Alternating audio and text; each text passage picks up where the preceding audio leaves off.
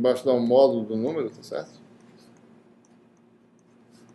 Tem uma parte imaginária que eu vou botar aqui embaixo mesmo, né? Que dá menos, então lembre-se, aquela questão do sinal, certo? Parece um menos aí, né? Menos J gama sobre 2, tá? Mesmo denominador, né?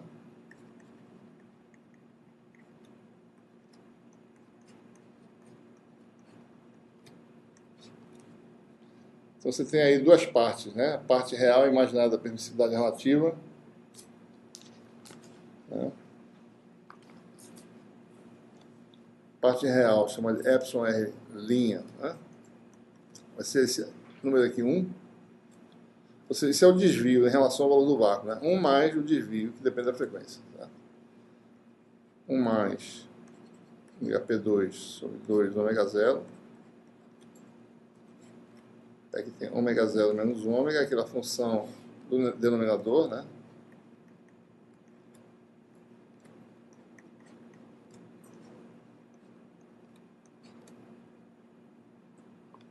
E a parte imaginária, tá certo? É menos gama sobre 2, mesmo denominador, né?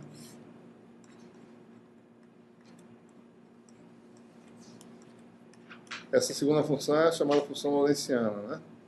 Essa função aqui, a lorentziana, né? Quadrado da frequência no denominador mais uma constante, certo?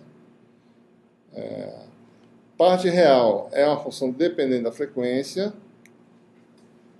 e a parte imaginária é sempre negativa, observe, tá certo? Porque se não fosse, eu teria uma situação ativa sem poder ter, né? De onde ia tirar essa energia? Então tem que ter perda, tem que ser isso aqui negativo, certo? Se a gente examinar mais minuciosamente essas funções, né? Por exemplo, observe, né? Essa função aqui, ela é nula na ressonância, na condição de ressonância, ômega igual a ômega 0. Ou seja, exatamente na ressonância, o epsilon volta a ser igual a 1. Observe que a gente está falando de um gás de átomos, tá certo? Né? Vácuo e átomos, mas é um sistema mais rarefeito, né? Eu não posso estar muito próximo, senão tem interações que eu não levar em consideração aqui, tá? Então tem um gás rarefeito de átomos que solta elétrons ou não, tá certo? Fica ligado. Então eu tenho um desvio da permissividade em relação ao vácuo. O desvio é dado por isso aqui. Quando eu estou na ressonância, eu tenho o valor 1. Acima da ressonância, para ômega maior que ômega 0, tá certo? Né? Esse termo aqui se torna negativo. A permissividade torna-se menor do que 1. Tá? Que é a região de dispersão anômala, né? Permissividade menor do que 1. Se uma onda se propaga nesse material, ou seja, nesse material rarefeito, acima da ressonância, a velocidade de fase é acima da velocidade da luz. Certo? Não quer dizer que a energia se propague nessa velocidade. Quer dizer que um harmônico, que é algo que não existe, na verdade, é uma perfeição, né? Teria a velocidade de fase, a frente de onda, se movendo acima da velocidade da luz. Tá? Abaixo da ressonância, isso aqui é positivo. A permissividade relativa, que daria ó, quadrado de ciência da fração, esqueça essa parte aqui por enquanto, vai ser maior do que 1, certo? Né? Que é o normal, né? O anômalo é quando é menor que 1, certo? Então, essa é uma característica importante. Né? Essa função aqui, vocês observarem, na ressonância, especificamente, isso representa, como a gente viu lá no balanço de energia, tá certo? Representa a parte de perdas. Né? Perdas de elétrons são proporcionais a esse parâmetro aqui, certo? Né? Nosso teorema de Point, né, no regime fasorial, a gente mostrou, se tiver a parte imaginária negativa, vai ter perdas. Ou seja, é como se a condutividade aumentasse, tá certo? Para o valor original mais ômega epsilon duas linhas, né? Para esse valor aqui, tá? É como se tivesse mais perda no sistema. Tá? Observe que na ressonância isso aqui é máximo, tá certo? Isso aqui vai para zero, esse denominador é mínimo, então isso aqui atinge o valor máximo, que vale módulo de epsilon r duas linhas máximo, né? Vale 1 sobre gama sobre 2, né? Se ômega desvia de ômega 0 lateralmente para cada lado de gama sobre 2, se você sai da ressonância de gama sobre 2, aqui vai dar gama sobre 2. E o epsilon R, né, se você tem epsilon R duas linhas, de ômega 0 mais ou menos um desvio igual a gama sobre 2, você vai ter metade, né, vai ser 1/2 do máximo. Módulo, né, porque epsilon é negativo, certo? Máximo, né? Então, se você sai, digamos, sobre 2, em relação à ressonância, você cai a metade seu valor de epsilon duas linhas, né? Quanto maior epsilon duas linhas em módulo, mais perda. Mais intensa é a perda, é a absorção da energia, tá certo? Né? Então, essa região tem uma largura, tá certo? Que é igual a gama, né? Se a gente olhar o gráfico, então fica mais fácil, né? Vamos mostrar o gráfico aqui.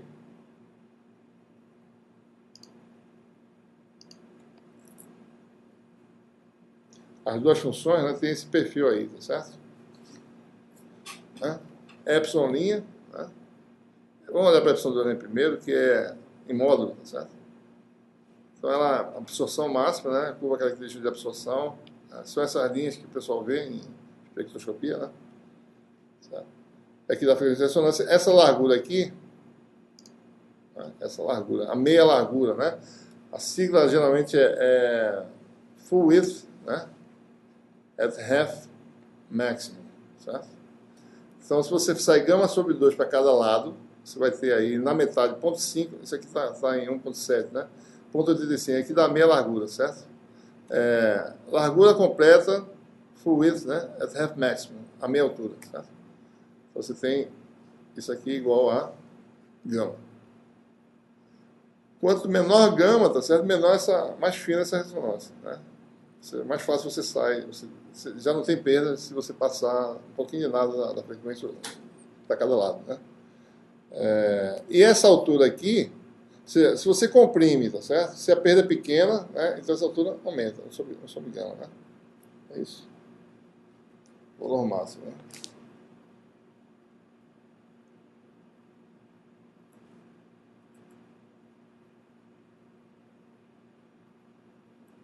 Você aumenta, né? Isso aqui é a frequência de ressonância, no caso, essa posição aqui. É zero, né? Então, e gama sobre 2 seria, então, isso aqui seria a gama, né? Vocês veem isso muito na literatura, né? Full width have maximum. E gama sobre 2 seria o HWHM, tá certo? Half width and half maximum, né? Metade da largura, a meia altura. Então, essa é a característica. Observe que essa função epsilon é mais ou menos a derivada dessa função exponencial. Né? Se vocês olharem lá, vocês vão ver que ela tem esse comportamento. Ou seja, a função epsilon é 1 mais, né? Ou seja, aqui dá zero, o termo adicional dá zero, então 1 mais zero, né? Deve estar exatamente em 1 aqui, certo? Máxima derivada, né? De um lado e máxima derivada com sinal oposto do outro lado. Tá?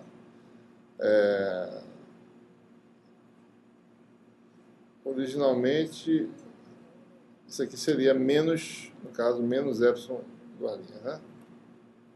Certo? Epsilon duas linhas sendo número negativo, certo? Essas são as características que são características explicadas classicamente e que são observadas de fato, né? Você vê linhas de absorção, você vê esse tipo de coisa aí. Dependendo do tipo de mecanismo de perda, de colisão, essa linha é mais lorentziana, tá certo? Ou menos lorentziana, depende. Tá? Mecanismos que contribuem para o tipo de forma, a forma da linha, né? Mas isso aí dá informação que permite caracterizar fisicamente esse fenômeno, né, de absorção.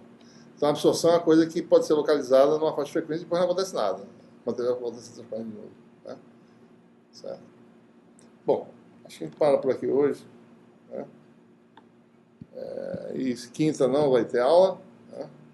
Só comunicando a vocês que já temos um material de vídeo para quem quiser revisar aí, certo? Se vocês já chegaram a ver. Estamos online, às vezes sim, às vezes não, né? Talvez sim.